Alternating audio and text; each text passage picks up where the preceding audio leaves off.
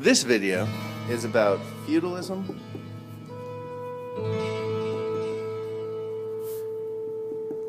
in the Middle Ages.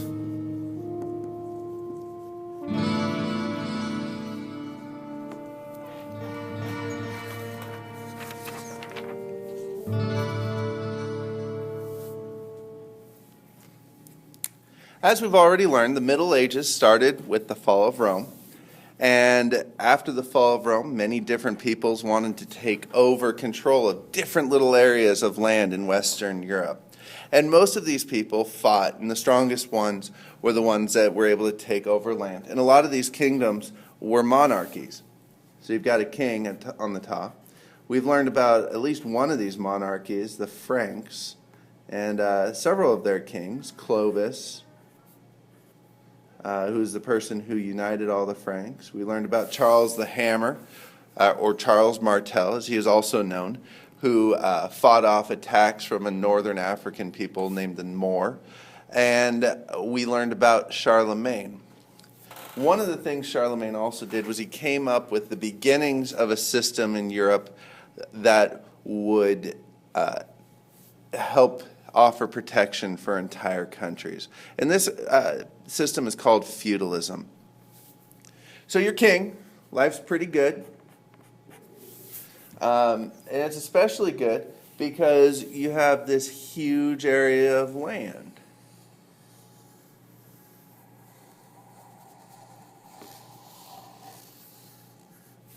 Good to be king, right? The problem is there are a lot of different people who want to take control of your land. Maybe you've got a group of people over here called the Magyars,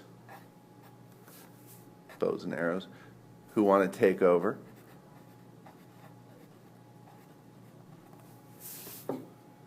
Maybe you've got water up here, which makes you susceptible to Viking attacks.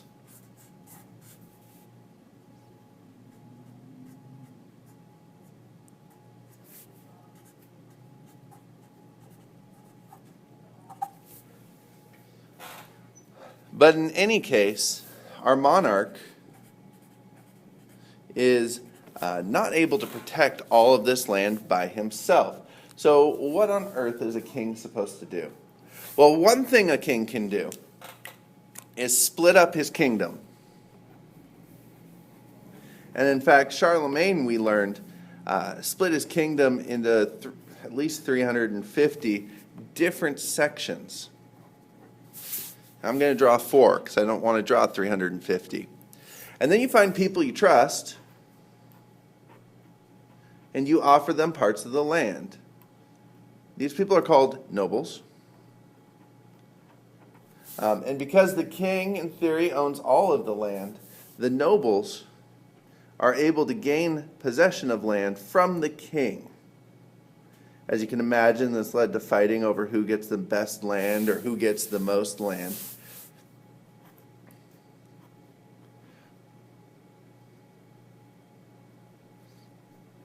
And oftentimes the nobles would become much more powerful than the actual monarch himself.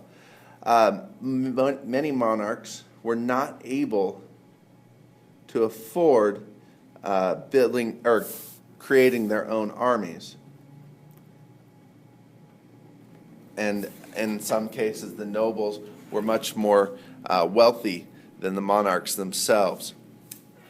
So now that you have nobles in charge of different pieces of land, and of course the monarch would keep land for himself as well, you need people to protect the land. So what would happen is now the noble owns this huge chunk of land here, and they would offer off pieces of land to people who were able to fight and protect that land. These medieval warriors were known as knights. Many times knights were nobles themselves who decided to take on the knighthood. And there's a lot of great stories from the Middle Ages about knights. You got King Arthur and the Knights of the Round Table, where you have Sir Lancelot, who actually takes away King Arthur's wife. You got stories about Sir Gawain, who's another knight. But one of the knight's jobs is to protect the land.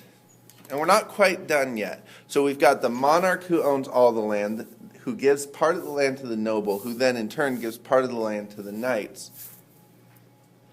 But you still don't have, what's probably the most important, food. You don't have weapons.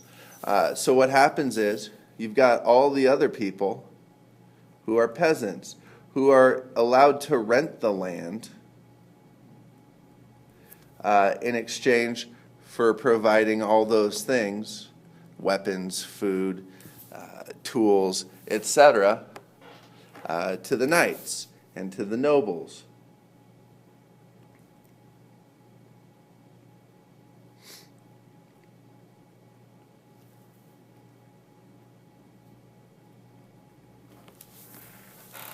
So you can see feudalism is really a series of promises. It's a system that relies on promises and loyalty.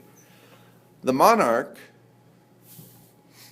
gives the noble land. In exchange, the noble provides the monarch protection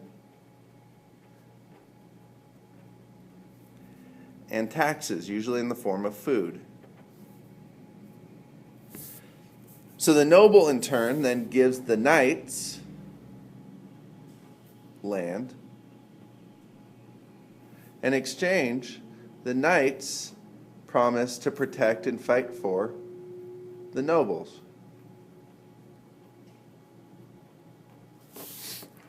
And finally, the knights and the nobles give the peasants protection, and in exchange, the peasants provide the knights and the nobles with food, tools, and labor.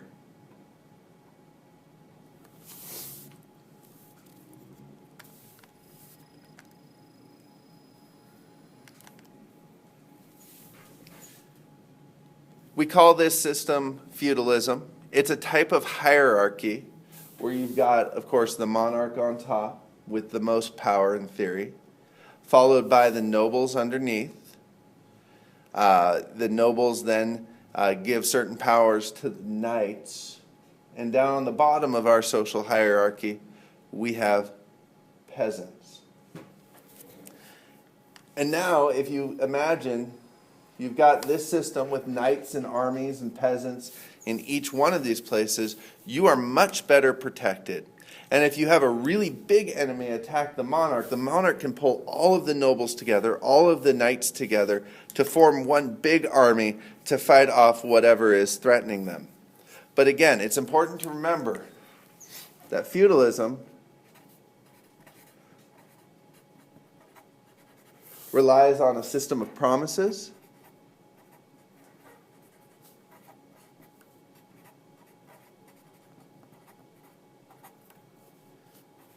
and loyalty.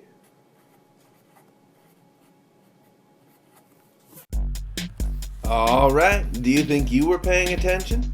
Try to answer the next couple of questions to find out. Question number 1. What was the main reason feudalism developed in Western Europe? Question number 2. What are the 4 levels of the feudal hierarchy mentioned in the video? Question number 3. How was feudalism a system of promises and loyalty? What would happen if nobles failed to protect the peasants they were in charge of? What would happen if the peasants didn't produce food?